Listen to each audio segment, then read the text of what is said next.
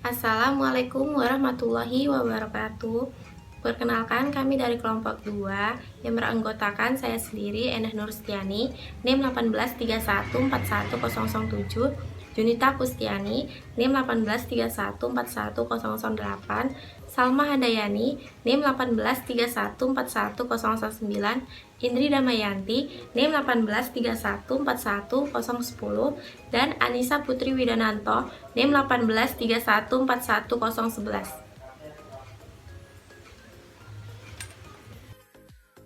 Di sini kami akan menjelaskan materi profesi pendidikan yang berjudul Program Sertifikasi Profesi Guru. Selanjutnya akan dijelaskan oleh Mbak Anissa Putri Widananto. Anissa Putri Widananto akan menjelaskan tentang pengertian program sertifikasi. Yang pertama, menurut Martinus Yamin, sertifikasi adalah pemberian sertifikat pendidik untuk guru dan dosen atau bukti formal sebagai pengakuan yang diberikan kepada guru dan dosen sebagai tenaga profesional. Selanjutnya, menurut Kamus KBBI, berarti surat keterangan atau sertifikat dari lembaga berwenang yang diberikan kepada jenis profesi yang sekaligus menyatakan atau lisensi terhadap kalangan profesi untuk melaksanakan tugas. Selanjutnya ada menurut Mansur Mukhlis, sertifikasi merupakan proses pemberian sertifikat pendidik kepada guru yang telah memenuhi persyaratan tertentu, yaitu kualifikasi akademik, kompetensi jasmani dan rohani, serta memiliki kemampuan untuk mewujudkan tujuan pendidikan nasional yang dibarengi dengan peningkatan kesejahteraan yang layak. Jadi kesimpulannya, sertifikasi merupakan proses pemberian sertifikat pendidik untuk guru dan dosen yang telah lulus uji kompetensi. Selanjutnya ada dasar hukum program sertifikasi. Yang pertama ada Undang-Undang Nasional Nomor 20 Tahun 2003 tentang Sistem Pendidikan Nasional. Yang kedua, Undang-Undang Nomor 14 Tahun 2005 tentang Guru dan Dosen. Yang ketiga, Peraturan Pemerintah Nomor 74 Tahun 2008 tentang Guru, Pedoman Penetapan Peserta Sertifikasi Guru 2010. Yang keempat, ada Peraturan Pemerintah Nomor 19 Tahun 2005 tentang Standar Nasional Pendidikan. Yang kelima, ada Peraturan Menteri Pendidikan Nasional Nomor 16 Tahun 2007 tentang Standar Kualifikasi dan Kompetensi Guru. Yang terakhir, ada Peraturan Menteri Pendidikan dan Kebudayaan Nomor 5 Tahun 2012 tentang Sertifikasi Guru dan Jabatan. Kemudian, saya akan menjelaskan tentang tujuan dan manfaat program sertifikasi guru. Tujuan sertifikasi adalah sebagai program pemerintah, yaitu untuk meningkatkan mutu pendidikan. Menurut Wibowo, ada 4 tujuan program sertifikasi guru. Yang pertama, melindungi profesi pendidik dan tenaga kependidikan. Yang kedua, membantu dan melindungi lembaga penyelenggara pendidikan. Yang ketiga, melindungi masyarakat dari praktek yang tidak kompeten sehingga merusak citra pendidik dan tenaga kependidikan. Yang keempat, membangun citra masyarakat terhadap profesi pendidik dan tenaga kependidikan. Selanjutnya, ada manfaat sertifikasi program profesi guru menurut Sujatmo. Yang pertama, melindungi profesi guru dari praktek yang tidak kompeten yang dapat merusak citra profesi guru. Yang kedua, melindungi masyarakat dari praktek pendidikan yang tidak berkualitas dan tidak profesional. Yang ketiga, menjaga lembaga penyelenggara tenaga pendidikan atau LPTK dari keinginan internal dan tekanan eksternal yang menyimpang dari ketentuan yang berlaku. Selanjutnya ada prinsip program sertifikasi guru. Yang pertama, berkeadilan, yaitu semua peserta sertifikasi guru ditetapkan berdasarkan urutan prioritas. Selanjutnya, objektif, yaitu mengacu kepada citra peserta yang telah ditetapkan. Selanjutnya, ada transparan, yaitu proses dan hasil peserta dilakukan secara terbuka, dapat diketahui semua pihak yang berkepentingan. Selanjutnya, ada kredibel. Proses dan hasil penetapan peserta sertifikasi dapat dipercaya semua pihak. Dan yang terakhir ada akuntabel, adalah proses dan hasil penetapan peserta sertifikasi guru dapat dipertanggungjawabkan kepada pemangku kepentingan pendidik secara administratif, finansial, dan akademik. Yang kedua, berorientasi pada peningkatan mutu pendidikan. Yang ketiga, dilaksanakan secara taat asas. Dan keempat, dilaksanakan secara terencana dan sistematis. Selanjutnya akan dijelaskan oleh Mbak Indri Damayanti. Assalamualaikum warahmatullahi wabarakatuh. Perkenalkan, nama saya Indri Damayanti, NIM 1831411010. Nah, di sini saya akan menjelaskan syarat-syarat sertifikasi guru. Yaitu ada beberapa syarat-syarat. Yang pertama ada syarat umum, yang kedua ada syarat dokumen atau berkas. Nah, saya akan menjelaskan yang pertama, yaitu syarat umum. Syarat umum yaitu terdiri dari beberapa. Yang pertama ada pendidikan terakhir minimal S1 dan D4. Yang kedua, belum memiliki sertifikat pendidikan. Yang ketiga, memiliki nomor NUPTK. Yang keempat, berusia maksimal 58 tahun. Yang kelima, kualifikasi akademiknya sesuai dengan bidang studi yang dipilih oleh guru dalam PPG. Yang keenam, tidak menggunakan obat-obatan terlarang. Yang ketujuh, sehat jasmani dan rohani. Yang kedelapan, berkelakuan baik. Nah, yang kedua yaitu syarat dokumen atau berkas. Yaitu ada beberapa persyaratan tersebut. Yang pertama, yaitu menyiapkan fotokopi ijazah yang telah dilegalisasi perguruan tinggi. Yang kedua, fotokopi SK pengangkatan dan selama 5 tahun terakhir yang sudah dilegalisasi Dinas Pendidikan atau guru PNS dan ketua yayasan guru tatap yayasan. Yang ketiga, khusus guru non-PNS harus melampirkan bukti yang menunjukkan memenuhi beban mengajar minimal 24 jam tatap muka. Yang keempat, surat izin mengikuti PPG dari penjabat berwenang bagi guru PNS. Yang kelima, surat keterangan bebas nafsa atau obat-obatan terlarang. Yang keenam, surat keterangan sehat jasmani dan rohani. Yang ketujuh, menyiapkan SKCK. Nah, di sini saya akan menjelaskan alur sertifikat guru dalam jabatan. Yang pertama yaitu guru berkualifikasi akademik S2 dan atau S3 dan sekurang-kurangnya golongan 4B atau guru yang memiliki golongan serendah-rendahnya 4C. Yaitu disuruh mengumpulkan dokumen untuk diverifikasi asesor rayon LPTK sebagai persyaratan untuk memenuhi persyaratan sertifikat. Pendidikan secara langsung memenuhi persyaratan MP memperoleh sertifikat pendidikan. Apabila tidak memenuhi persyaratan TMP, maka guru wajib mengikuti uji kompetensi awal. Yang kedua, guru berkualifikasi S1 atau D4 dapat memilih pola portofolio atau PLPG.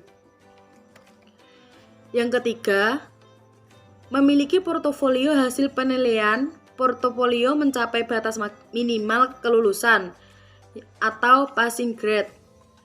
Dilakukan secara verifikasi. Jika hasil penilaian tidak mencapai passing grade, guru menjadi peserta sertifikasi pola PLPG. Yang terakhir, peserta yang memilih pola PLPG wajib mengikuti ujian kompetensi awal. PLPG di akhir dengan ujian kompetensi. Zunita Kusniati akan menjelaskan tentang konsep portofolio dan pendidikan profesi guru atau PPG. Yang pertama, konsep portofolio. Portofolio itu merupakan bukti fisik, ini berupa dokumen yang menggambarkan, merupakan pengakuan atas keprofesionalan suatu guru yang didasarkan pada penilaian dokumen-dokumen yang menunjukkan rekam jejak guru. Nah, tujuan dari portofolio ini adalah untuk menilai kemampuan dan kompetensi guru dalam menjalankan tugas dan perannya sebagai agen pembelajaran. Menurut Permendiknas nomor 18 tahun 2007 tentang sertifikasi guru dalam jabatan, portofolio ini harus mencakup 10 komponen.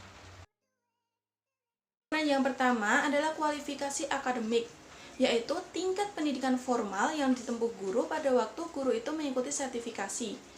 Bukti fisik yang harus dilampirkan itu berupa fotokopi ijazah, sarjana atau diploma yang sudah dilegalisir oleh perguruan tinggi. Komponen kedua adalah pendidikan dan pelatihan, yaitu keikutsertaan guru dalam pendidikan dan pelatihan untuk meningkatkan kompetensinya. Bukti fisiknya itu berupa sertifikat, piagam, atau surat keterangan dari lembaga terkait, dan ini harus asli. Yang ketiga adalah pengalaman mengajar. Itu berkaitan dengan masa kerja guru dalam melaksanakan tugasnya sebagai pendidik. Bukti fisiknya yang harus dilampirkan itu surat keputusan atau surat keterangan dari lembaga terkait. Yang keempat adalah perencanaan dan pelaksanaan pembelajaran. Perencanaan pembelajaran berarti persiapan guru dalam mengelola pembelajaran, dan bukti fisiknya itu berupa RPP yang sudah disetujui oleh kepala sekolah. Kalau pelaksanaan pembelajaran berarti proses guru dalam melaksanakan pembelajaran di kelas, dan bukti fisiknya itu nanti penilaian dari kepala sekolah atau pengawas tentang praktek mengajar yang sudah dilakukan oleh guru di kelas. Komponen yang kelima adalah penilaian dari atasan atau pengawas, yaitu penilaian dari atasan terhadap kompetensi sosial dan kepribadian guru. Bisa berupa etos kerja, kedisiplinan, ketaatan dalam beribadah, dan lain-lain. Nah, bukti fisiknya itu berupa dokumen hasil penilaian dalam format yang sudah disediakan.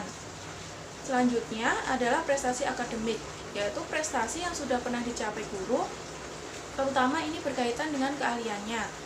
Bisa lomba ilmiah, atau sebagai pembimbing ekskul, dan lain-lain. Terus bukti fisiknya itu surat penghargaan atau piagam, bisa juga sertifikat.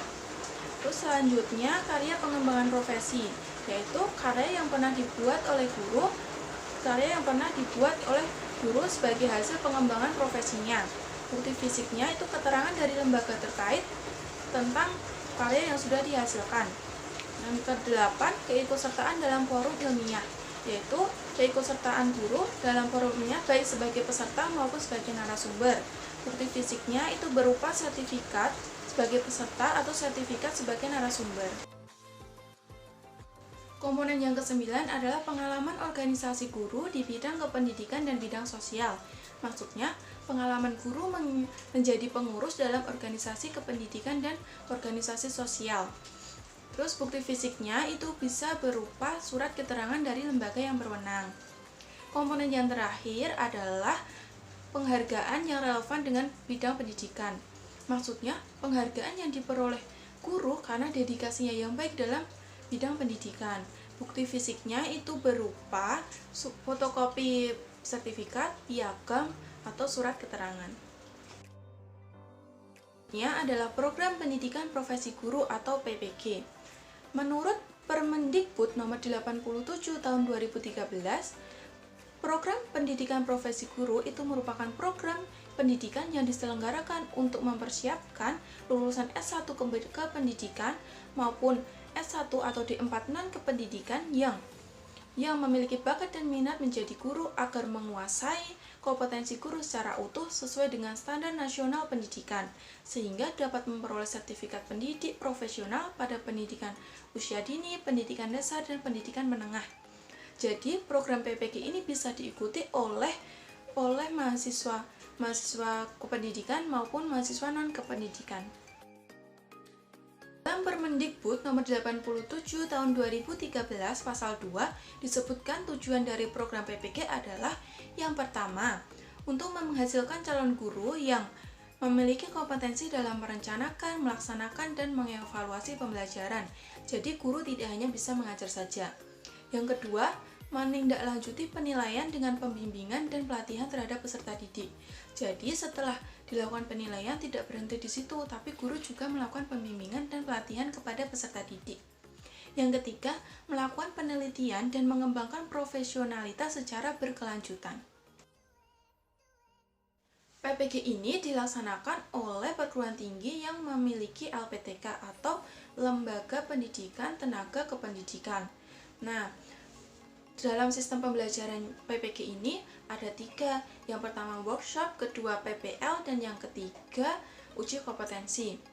Yang pertama adalah workshop, itu pembelajaran yang bertujuan agar calon guru itu bisa mengemas materi sesuai dengan bidang studinya.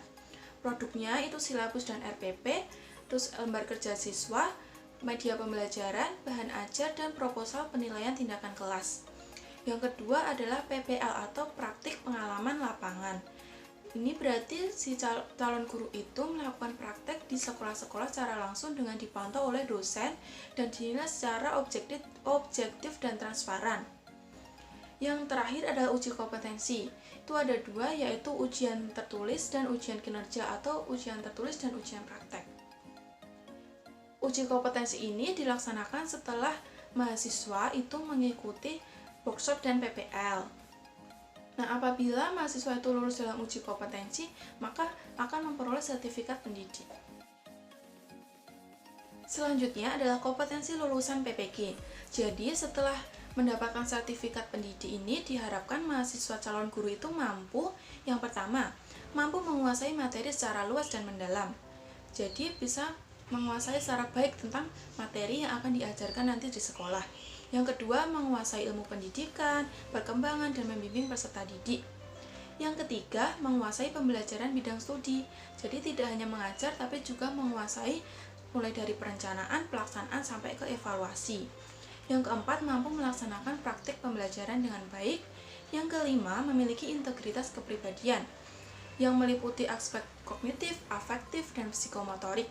Yang keenam adalah kompetensi sosial, jadi mampu menjalin hubungan sosial yang baik dengan sekolah maupun di luar sekolah. Saya Salma Handayani di sini akan menjelaskan materi tentang pendidikan dan pelatihan profesi guru. Menurut Ranu Panoyo, pendidikan sebagai proses memperluas kepedulian dan keberadaan seseorang menjadi dirinya sendiri, atau proses mendefinisikan keberadaan diri sendiri di tengah-tengah lingkungan. Sedangkan menurut Payaman Simanjuta, pelatihan merupakan kegiatan untuk memperbaiki pengembangan sikap, tingkah laku, keterampilan, dan pengetahuan dari pegawaian sesuai dengan keinginan dari suatu lembaga atau organisasi. Menurut Pasal 1 Peraturan Pemerintah Republik Indonesia Nomor 101 Tahun 2000, dinyatakan bahwa pendidikan dan pelatihan adalah proses penyelenggaraan belajar mengajar dalam rangka meningkatkan kemampuan pegawai negeri sipil. Bentuk pendidikan dan pelatihan atau diklat menurut Ursanto antara lain sebagai berikut. Yang pertama yaitu in-house training (IHT), merupakan pelatihan yang dilaksanakan secara internal di KKG atau MGMP, sekolah atau tempat lain yang ditetapkan untuk menyelenggarakan pelatihan. Yang kedua yaitu program magang, yaitu pelatihan yang dilaksanakan di institusi atau industri yang relevan dalam rangka meningkatkan kompetensi profesional guru. Selanjutnya yang ketiga yaitu belajar jarak jauh, dilaksanakan tanpa menghadirkan instruktur dan peserta pelatihan dalam suatu tempat tertentu, melainkan dengan sistem pelatihan melalui internet dan sejenisnya. Yang keempat, pelatihan berjenjang dan pelatihan khusus, dilaksanakan di P4TK dan atau LPMP dan lembaga lain yang diberi wewenang, di mana program pelatihan disusun secara berjenjang mulai dari jenjang dasar, menengah, lanjut, dan tinggi.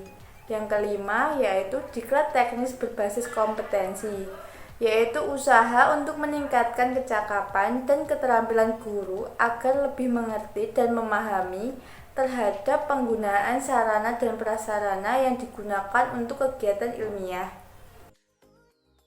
Yang keenam yaitu pembinaan internal oleh sekolah, dilaksanakan oleh kepala sekolah dan guru-guru yang memiliki kewenangan membina melalui rapat dinas, rotasi tugas mengajar, pemberian tugas-tugas internal tambahan, diskusi dengan rekan sejawat dan sejenisnya. Yang terakhir yaitu kursus singkat di LPTK atau lembaga pendidikan lainnya yang digunakan untuk melatih meningkatkan kompetensi